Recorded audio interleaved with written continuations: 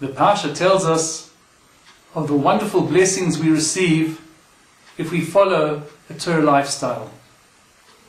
What's curious though, is that one of the blessings is that I will place, Hashem is speaking to us, and He says, I will place my divine presence in your midst, and I will not be disgusted with you.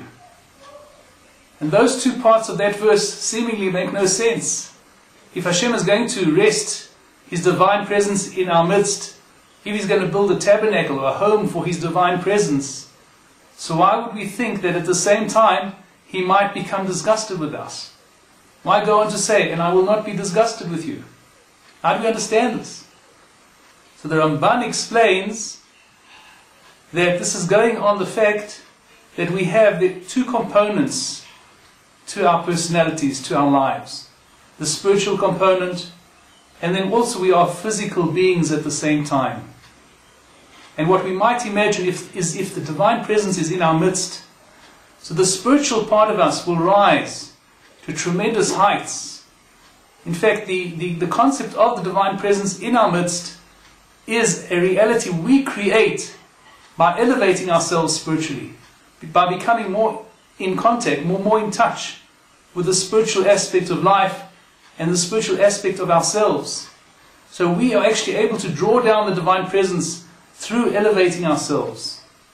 And then the fear becomes, well, if I elevate myself too far spiritually, maybe I will disconnect from my physical component. I will lose touch with my body. Maybe the physical will float off into the heavens and the body will be condemned to this earth. Similar to a degree to the sin of Adam, first man, Adam Arishon, who was condemned to die, that his body had to die and decay in this world. So maybe this promise of spiritual elevation will be at the expense of losing our physicality. So on this the verse comes and tells us, and I will not be disgusted with you, meaning the physical component. And the wonderful message here is that when we live a Torah lifestyle, our body too is elevated. We actually become finer people, refined people. We have finer traits, we learn better traits, and we become refined people in terms of our bodies. And our body too will be able to enjoy this ultimate spiritual elevation, this ultimate spiritual revelation and pleasure and joy. The body can be elevated as well through Torah living. We can enjoy the pleasures of this world, the physical pleasures of this world.